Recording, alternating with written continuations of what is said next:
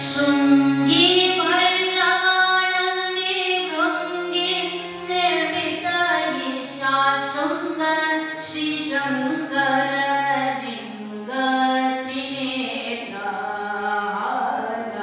ಹಲವನುಂಡ Shri Neelakantha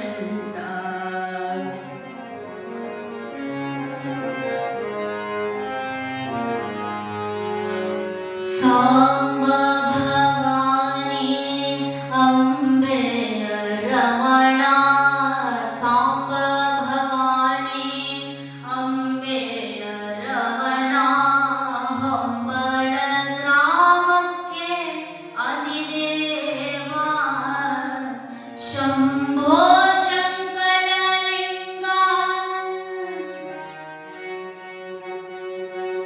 Shambho